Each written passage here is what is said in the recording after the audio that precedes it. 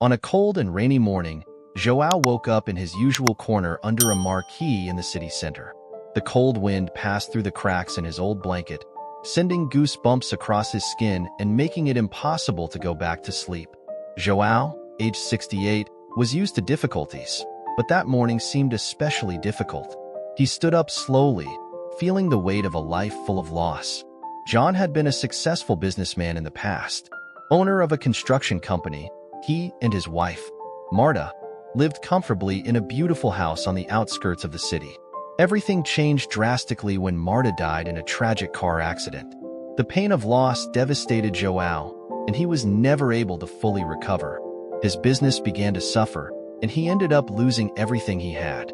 Little by little, Joao ended up on the streets, where he had lived for more than a decade. As he struggled to warm his hands, John noticed a shiny piece of paper on the floor, partially soaked by the rain. Initially, he ignored the paper, thinking it was just another trash piled up around him. But something about the paper's metallic shine caught his attention, and he decided to pick it up. As he unfolded the paper, he saw that it was an invitation. "Congratulations! You have been selected for a luxury cruise on the Aurora ship, an unforgettable experience. Present this invitation at the port to board. Date, July 15th. Valid for one person." Joao stood still, absorbing every word. At first, he thought it was a cruel joke. How could someone like him, without a penny in his pocket, go on a luxury cruise? The glossy paper looked like a fake. He considered throwing away the invitation, but curiosity got the better of him. Moving closer to one of the few street lights, he read the invitation again, more carefully this time. The invitation seemed authentic. There was a watermark of the Aurora ship and details that made the possibility of it being a hoax less likely. Furthermore, the date was approaching. In a few days, the ship would leave, and this could be his only chance to experience something different from his harsh reality. The idea of escaping, even for a short time, was tempting. Joao felt a glimmer of hope, something he hadn't felt in years. Determined to find out if it was real, he kept the invitation in his pocket, promising himself that he would go to the port on the appointed day. If it was a joke, he would have nothing to lose. But if it were real, it could be the chance to change your life, even if it was for a few days. At that moment, Joao felt that perhaps life was giving him a second chance. He began planning what he would do in the next few days, gathering his few belongings, and trying to prepare himself for what was to come. The thought of embarking on a luxury cruise was surreal, but he was determined to give it a try. After all, after everything he had been through, he deserved at least a little hope. With the invitation carefully stored, Joao huddled under the awning again, trying to protect himself from the rain and cold. For the first time in a long time, he fell asleep with a faint smile on his face, dreaming of what could be waiting for him on the Aurora ship. On July 15th, Joao woke up before dawn. Excitement and anxiety didn't let him sleep much that night. He got up, straightened his few clothes, and put the invitation in the inside pocket of his jacket. The port wasn't too far away, but he decided to leave early to ensure he didn't miss the opportunity. He walked through the still silent streets of the city, his head full of thoughts and expectations. As he approached the port, Joao felt his heart racing. The Aurora ship was an impressive sight. Even from a distance, he could see the white hull shining in the light of the rising sun and the colorful flags fluttering in the wind. The majestic structure of the ship stood out against the blue sky, making Joao feel even more out of place. As he approached, he noticed the frantic movement of passengers and crew. Elegantly dressed men and women, carrying designer suitcases, were greeted with smiles and glasses of champagne. Joao observed the scene with a mixture of fascination and apprehension. He was wearing his best clothes, but he knew he still stood out against the backdrop of opulence. When he finally arrived at the boarding area, Joao felt the suspicious looks of the security guards and the passengers themselves. Whispers began to emerge among those present, and he realized that his presence was causing an uproar. A robust security guard, with a stern expression and impeccable uniform, quickly approached, blocking his path. "May I help you, sir?"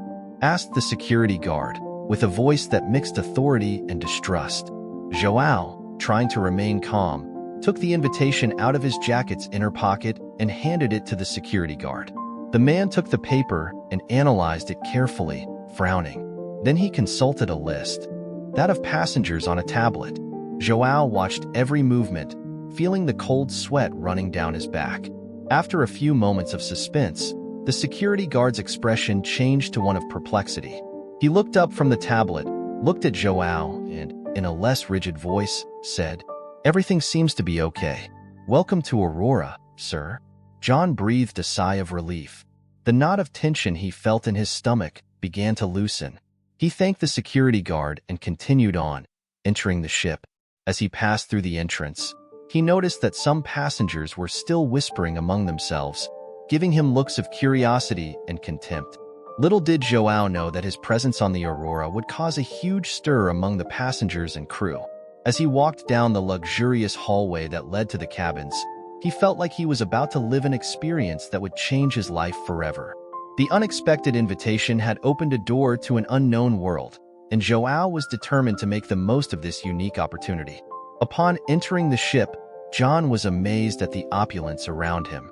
The main lobby was a spectacle of extravagance, decorated with white marble, crystal chandeliers that hung from the high ceiling, and luxurious velvet-upholstered furniture. The walls were adorned with artwork and gilded mirrors that reflected light beautifully, creating an atmosphere of elegance and wealth. The gentle sound of a live piano filled the air, adding a layer of sophistication to the atmosphere. Joao felt out of place, but at the same time fascinated. He had never seen anything so grand.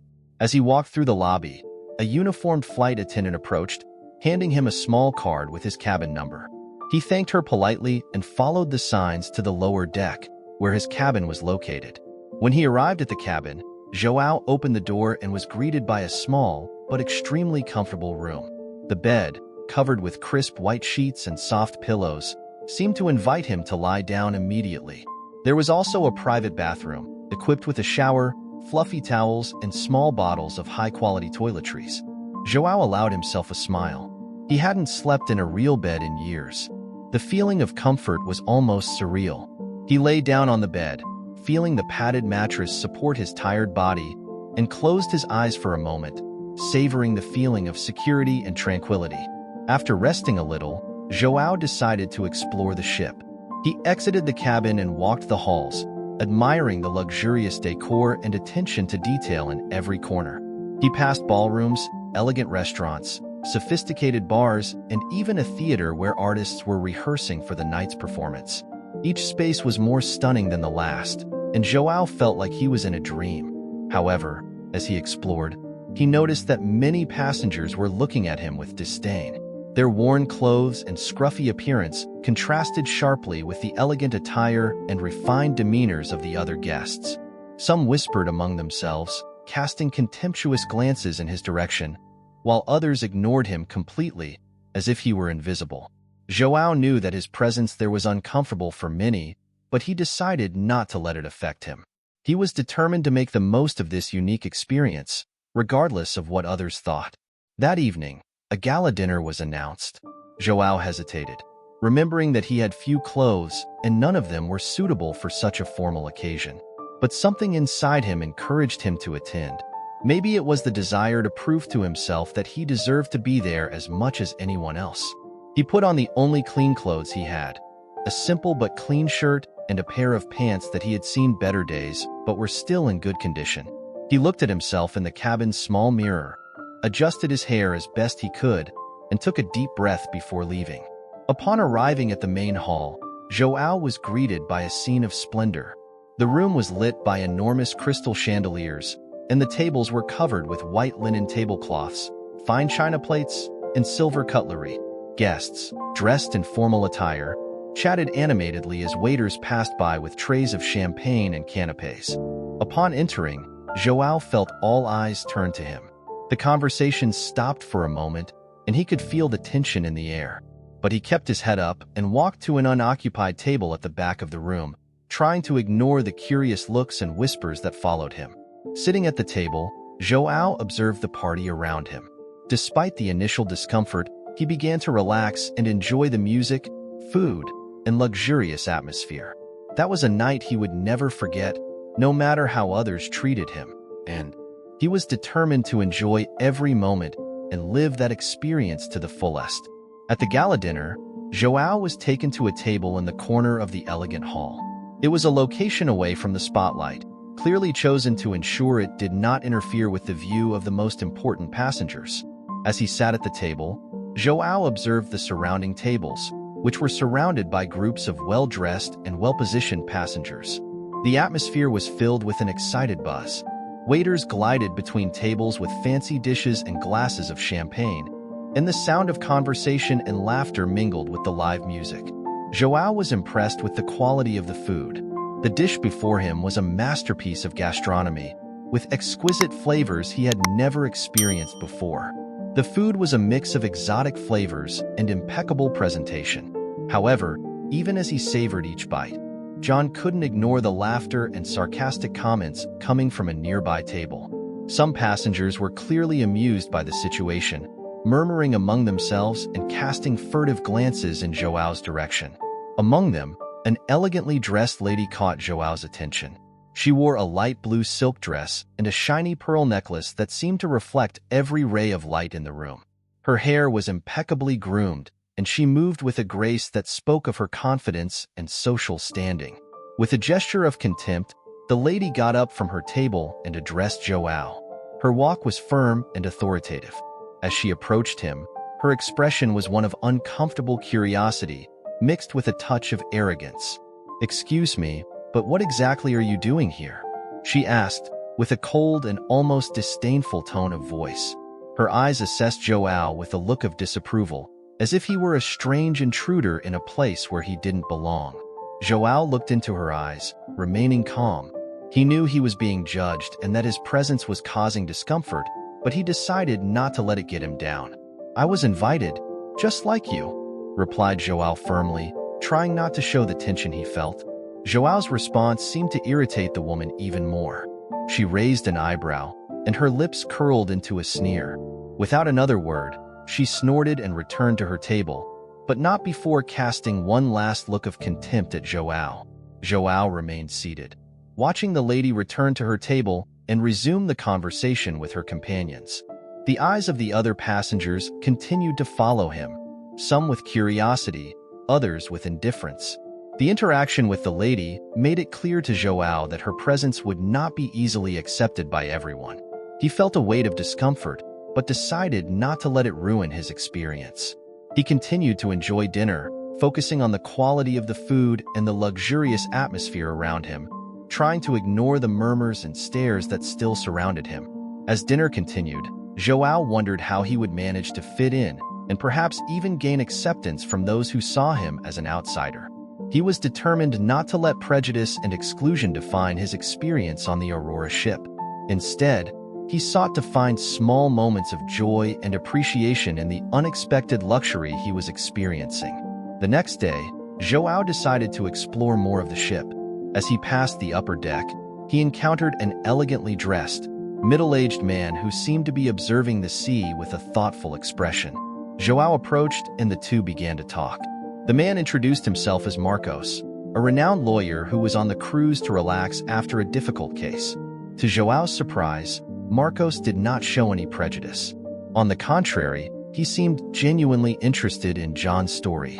As the days passed, Joao and Marcos became friends. Marcos offered help and advice, and Joao began to feel that perhaps this cruise was more than just an escape from reality. It was an opportunity for change. During one of the conversations with Marcos, Joao revealed more about his past. He told of the loss of his wife, the collapse of his business, and how he ended up on the streets. Marcos, impressed by Joao's resilience, suggested that he tell his story to the ship's crew. Maybe that way, people would change the way they saw him. John, reluctant at first, decided to follow Mark's advice.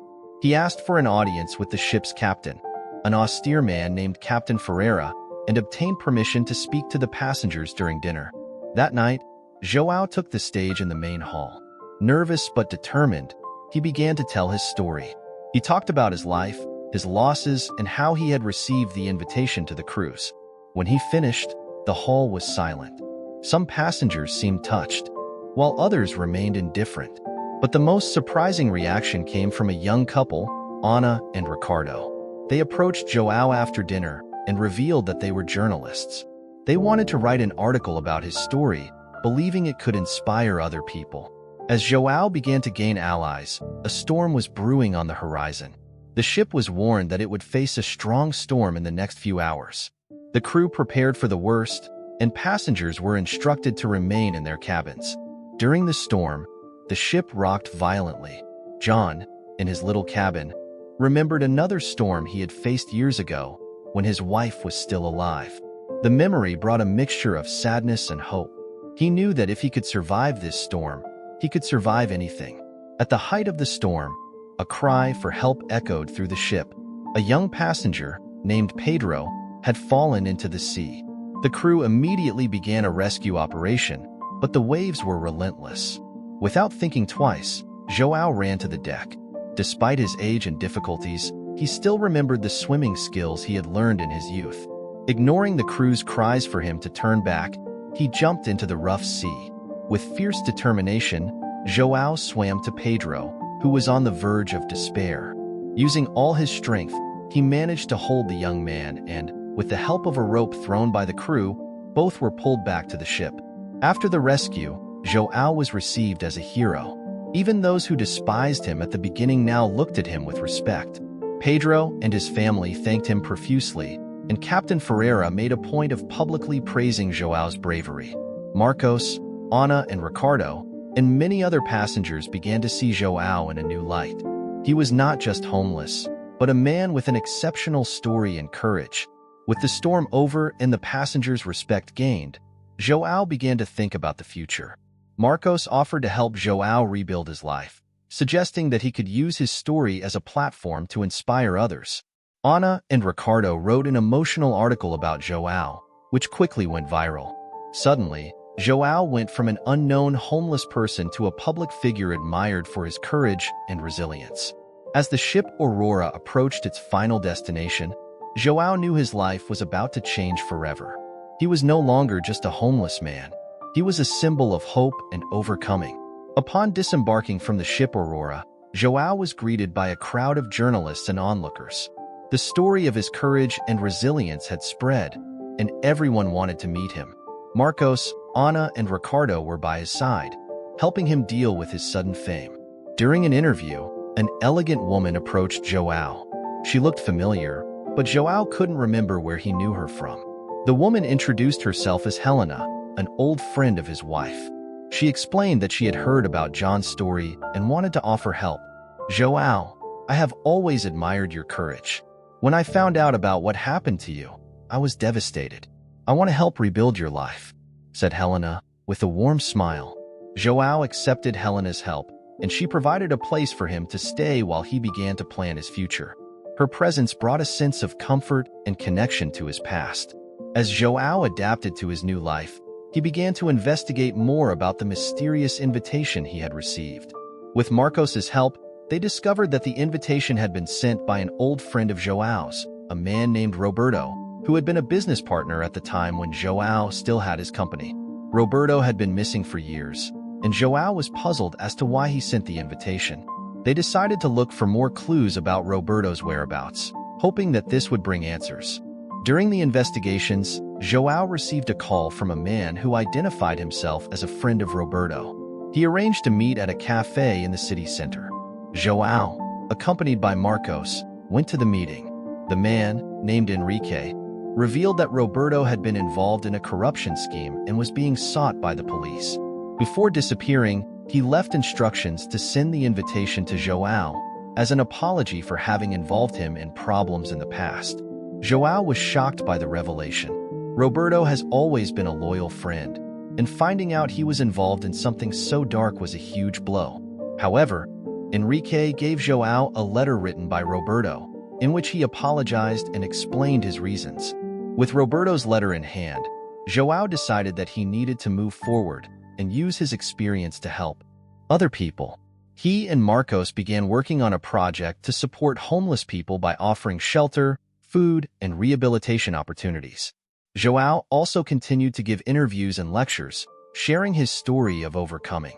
His friendships with Marcos, Ana, Ricardo, and Helena grew stronger, and he found a new purpose in helping others. While the project was taking shape, João received an unexpected visitor. A well-dressed man, accompanied by security guards, appeared at the door of the shelter that João had helped to found. He introduced himself as Carlos, Roberto's brother. Carlos revealed that Roberto was not missing, but in hiding. He had been forced to disappear to protect his family and friends from the consequences of his actions. Carlos thanked João for his friendship with Roberto and handed over an envelope containing detailed information about the corruption scheme, implicating powerful figures in the city. With this information, João and Marcos decided it was time to expose the truth. They handed over the documents to police and journalists, triggering an investigation that shook local power structures. The exposure of the corruption scheme led to the arrest of several influential figures. Roberto, with Carlos' help, surrendered to the authorities, willing to cooperate in exchange for a reduced sentence. João, now a respected public figure, continued his work at the shelter and expanded his activities to help even more people. His story of resilience and courage inspired many, and he found a new family in the friends he made along the way. Years later, João looked at everything he had achieved. The shelter was flourishing, helping thousands of people find a new path. He had become a symbol of hope and resilience, proving that even in the most difficult situations, it is possible to find the strength to move forward. Marcos, Ana, Ricardo, and Helena continued by his side, each contributing in their own way to João's cause. The friendship and solidarity they found on the luxury cruise transformed not only João's life, but that of everyone around him. And so, João found the peace and happiness he was looking for, knowing that he had made a difference in the world.